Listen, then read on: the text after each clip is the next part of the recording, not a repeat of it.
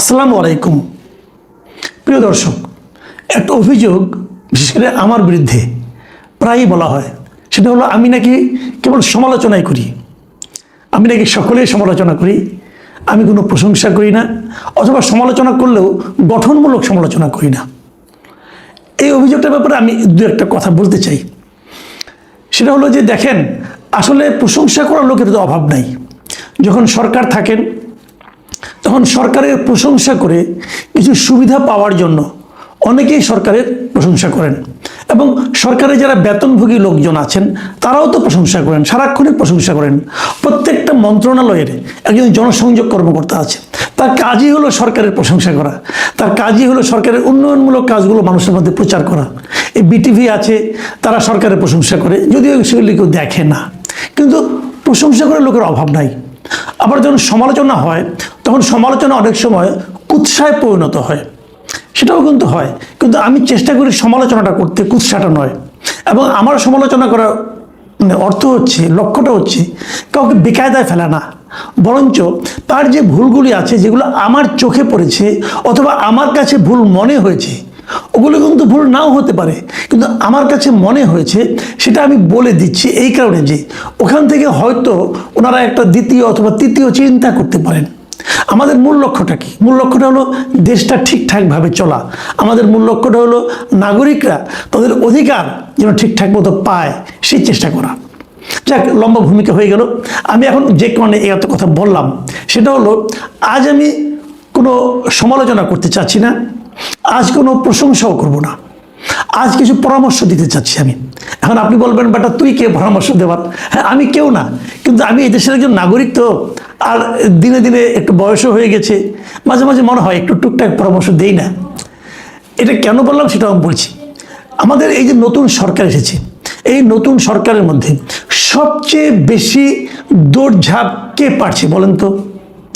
আমার বিবেচনায় সবচেয়ে বেশি দৌড়ঝাঁপ পাচ্ছেন আমাদের শিক্ষামন্ত্রী। এটা হলো আমি যতটুকু দেখেছি, উনি বিভিন্ন জায়গায় যাচ্ছেন, বিভিন্ন দেশের বিভিন্ন অঞ্চলে যাচ্ছেন, শিক্ষা প্রতিষ্ঠানে যাচ্ছেন, এবং একদম শুরুর দিনই উনি কিছু কিছু কথা বলেছেন। আমাদের এখন জাম্প করতে হবে, নর্মাল জাম্প না হাই জাম্প দিতে হবে, অনেক কথা উনি বলেছেন। হয়তো অনেকে এগুলিকে বাগাড়ম্বরও মনে করতে পারেন, কিছু কিছু বাগাড়ম্বর যে নাই তা না, আছে, কিন্তু তারপরেও এই ভদ্রলোক চেষ্টা করছেন, এটা আমার মনে হয়েছে। এবং যেহেতু উনি চেষ্টা করছেন, কাজে আমার মনে হয়েছে ওনাকে কিছু কথা বরং আমি বলি। দেখেন, শিক্ষাটা আমার কাছে সবচেয়ে গুরুত্বপূর্ণ বিষয় মনে করি আমি। একটা দেশের জন্য, একটা দেশের দুর্নীতি থামানোর জন্য, অথবা একটা দেশের উন্নয়নের জন্য আমার বিবেচনায় সবচেয়ে গুরুত্বপূর্ণ খাতটা হচ্ছে শিক্ষা খাত। আপনি যদি জাতিকে অশিক্ষিত করে রাখেন, তাহলে সেই জাতি নিজের অধিকার সম্পর্কে জানতে পারবে না। আপনি এই জন্যই দেখবেন প্রত্যেকটা স্বৈরাচারী সরকার তারা কিন্তু চেষ্টা করে শিক্ষাটাকে পিছিয়ে রাখতে, শিক্ষার নামে দলীয়করণ করতে। কাজে শিক্ষাটা সবচেয়ে গুরুত্বপূর্ণ। এই বিষয়টা আমাদের পার্শ্ববর্তী দেশ, আমাদের মতো একটা গরিব দেশ নেপাল, তারা কিন্তু বুঝতে পেরেছে। বুঝেই তারা কি করেছে, নতুন সরকার আসার পর তারা শিক্ষাক্ষেত্রে কয়েকটা যুগান্তকারী পদক্ষেপ গ্রহণ করেছে। সেই যুগান্তকারীগুলো কি? শিক্ষা প্রতিষ্ঠানে কোনো ছাত্র রাজনীতি থাকবে না, শিক্ষা প্রতিষ্ঠানে কোনো শিক্ষক রাজনীতি থাকবে না। ছাত্র রাজনীতির ব্যাপারে ওনারা বলছেন এখানে ছাত্রদের একটা সংগঠন থাকতে পারে, মানে ছাত্রদের কোনো রাজনীতি না, কোনো রাজনৈতিক দলের অঙ্গ সংগঠন নয়। স্টুডেন্টদের, শিক্ষার্থীদের অধিকার আদায়ের জন্য এক ধরনের কমিটির মতো থাকতে পারে, কিন্তু সেটা স্টুডেন্ট পলিটিক্স নয়, এবং শিক্ষক রাজনীতি ওটা একেবারেই নয়। আমাদের সরকার কিন্তু এখনো সেদিকে যায়নি।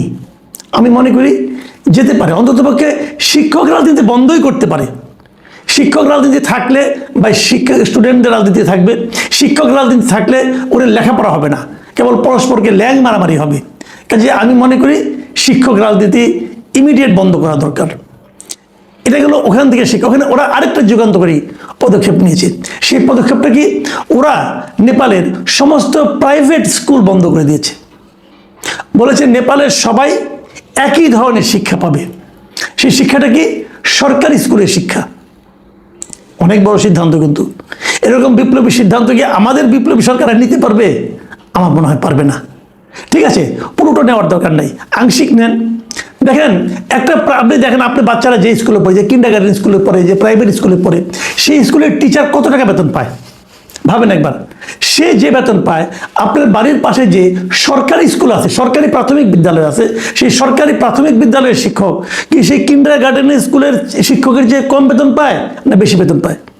বেশি বেতন পায়। সরকারি শিক্ষক বেশি বেতন পায়।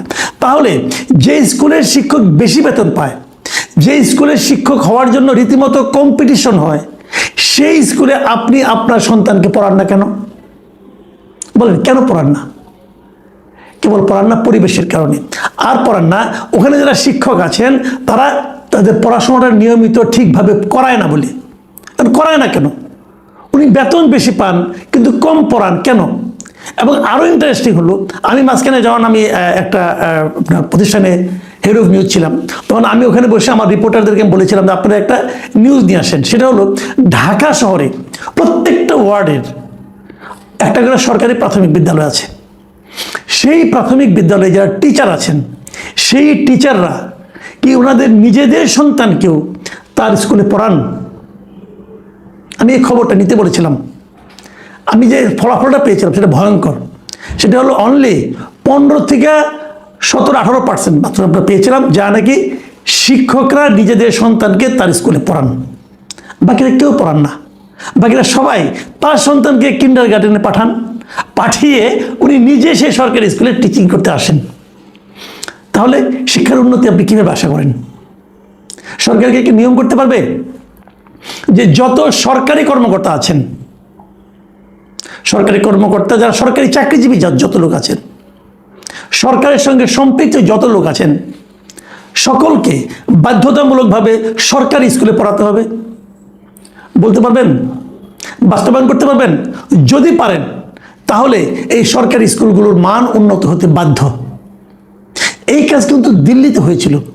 দিল্লিতে এর আগে যখন আম আদমি পার্টি যখন ক্ষমতায় ছিল কেজরিওয়ালের, তারা কিন্তু ওখানকার সরকারি স্কুলগুলোকে এত উন্নত করেছিল যে সমস্ত লোক, সমস্ত সাধারণ মানুষ অথবা বড় বড় আমলা যারা আছেন, যারা ধনী মানুষ আছেন, তারাও সবাই কিন্তু সরকারি স্কুলে নিজেদের সন্তানকে পাঠাতেন। ওই স্কুলের কোয়ালিটি, তার মানে স্কুলের কোয়ালিটি ভালো হলে স্টুডেন্ট ভালো পাওয়া যায়। তো সরকারি স্কুলের এত টাকা সরকার খরচ করছে, কোয়ালিটি ভালো হবে না কেন? সরকারি স্কুলের বাজেট কি একটা বেসরকারি স্কুলের বাজেটের চেয়ে কম? কম নয়, বেশি। তাহলে ভালো হবে না কেন? এবং সরকারি স্কুল তো শিক্ষা মন্ত্রণালয়ের অধীনে। শিক্ষামন্ত্রী এই জিনিসটা দেখেন, তাহলে হয়তো আমরা বলতে পারবো যে না, এটা ভালো হবে। কিন্তু সেটাকে আপনারা করতে পারবেন? আমি আরও 2-3টা পয়েন্ট বলি। যেমন এই শিক্ষামন্ত্রী একটা পদক্ষেপ আমার খুবই খারাপ লেগেছে, সেটা বলিনি, সেটা শুরুতে উনি করেছিলেন। সেটা হলো সংসদে হাসনাত আবদুল্লাহ বলেছিলেন যে স্টুডেন্ট ভালো আসছে না, ভর্তি পরীক্ষা হচ্ছে না বলে, লটারির মাধ্যমে পরীক্ষা ভর্তি হচ্ছে বলে উনি ভর্তি পরীক্ষা ইন্ট্রোডিউস করেছেন। আগামী বছর থেকে ভর্তি পরীক্ষা হবে। আমি মনে করি এটা হবে আত্মঘাতী। ভর্তি পরীক্ষা যখন আপনি করেন, বিশেষ করে শিশু শ্রেণীতে, এলিমেন্টারি ক্লাসে যদি আপনি ভর্তি পরীক্ষা রাখেন, সেটা স্টুডেন্টের উপর এবং স্টুডেন্টের গার্জিয়ানের উপর একটা ভয়ঙ্কর চাপ সৃষ্টি করবে। এই চাপটা হয়তো ওই স্টুডেন্টের বাকি জীবনের শিক্ষাক্ষেত্রের জন্য একটা আতঙ্কের কারণ হতে পারে। কাজে আমি মনে করি এখান থেকে দয়া করে পিছিয়ে আসেন, এটা ভালো হবে না আপনার জন্য। এবং এটার ফলে কোচিং ব্যবসা যেটা আছে তাদের রমরমা একটা ব্যবসা হবে, বাণিজ্য হবে। আচ্ছা একটা কথা বলেন, যদি স্কুলে সব কিছু পড়ানো হয় তাহলে কোচিংয়ে পড়াতে হবে কেন? কোচিং যারা করান তারা কি স্কুলের টিচারদের চেয়ে টিচিংয়ের ব্যাপারে বেশি এক্সপার্ট? তা তো হতে পারে না। তাহলে কোচিংয়ে করতে হবে কেন? স্কুলে ভালোভাবে পড়ানো হয় না বলেই ওই ফাঁকটা, ওই গ্যাপটা পূরণের জন্য আমার কোচিংয়ের দরকার হয়। শিক্ষামন্ত্রী কি পারবেন কোচিং ব্যবসা বন্ধ করতে, কোচিং ব্যবসা নিষিদ্ধ করতে পারবেন? যদি পারেন তাহলে আমি বলবো আপনি শিক্ষাক্ষেত্রে একটা যুগান্তকারী কাজ করছেন। আমার এই 2-3টা চ্যালেঞ্জ আমি দিয়ে রাখলাম। 1 নম্বর, কোচিং ব্যবসা বন্ধ করেন। প্রাথমিক শ্রেণীতে ভর্তি পরীক্ষা বন্ধ করেন। সরকারি স্কুলগুলোকে উন্নত করেন যাতে সরকারি কর্মকর্তারা, সরকারি কর্মচারীরা তাদের সন্তানদের সরকারি স্কুলে পড়ান। তাহলে আমি মনে করি এই যে স্টুডেন্টদের এই শিক্ষামন্ত্রীর যে দৌড়ঝাঁপ, এটা কার্যকর ফল আনবে। আরেকটা কথা বলে শেষ করি। আমাদের প্রধানমন্ত্রী বলেছেন না যে 50 কোটি গাছ লাগাতে হবে, 25 কোটি গাছ লাগাতে হবে। এই গাছ লাগানোর কাজে স্টুডেন্টদেরকে ইনভলভ করেন, এটা অত্যন্ত ভালো একটা পদক্ষেপ। কিচ্ছু করতে হবে না, প্রত্যেকটা স্কুল পর্যায়ে যত স্টুডেন্ট আছে সবাইকে বলে দিন এই যে তোমরা 5টা করে গাছ লাগাবা এবং সেই গাছ স্কুল কর্তৃপক্ষ সরবরাহ করবে। সরকারের দায়িত্ব হবে গাছগুলো স্কুলে পৌঁছে দেওয়া এবং স্কুল কর্তৃপক্ষ প্রত্যেকটা স্টুডেন্টকে 5টা করে গাছ দেবে এবং এই গাছগুলো তারা রাস্তার ধারে বপন করবে এবং বপন করার পর বাসা থেকে আসার পথে বপন করবে। বপন করার পর এগুলিকে তারা যত্নও করবে। 6 মাস পরে স্কুলের পক্ষ থেকে চেক করা হবে যে গাছগুলির কী কন্ডিশন। যদি 6টা গাছই থাকে অথবা 5টা গাছই থাকে তাহলে তাকে 50 নাম্বার দেবেন। এই নাম্বারটা পরীক্ষার খাতায় যুক্ত হবে। যদি 4টা থাকে জীবিত তাহলে 40 নাম্বার, 3টা থাকলে 30 নাম্বার। আপনি দেখবেন 5টার মধ্যে 5টাই থাকবে, তাহলে হয়তো 6টা 7টা গুনবে, 5টা থাকবে। বৃক্ষরোপণের যে অভিযান এটা যদি সফল করতে চান শিক্ষামন্ত্রীকে বলবো এই পদ্ধতি অবলম্বন করেন। প্রিয় দর্শক, আজ পরামর্শ দিলাম, কোনো সমালোচনা করলাম না। তার মধ্যে যদি কেউ 2-1টা সমালোচনা খুঁজে পান আমাকে ক্ষমা করবেন। আপনারা ভালো থাকবেন, আগামীতে আবার কথা হবে।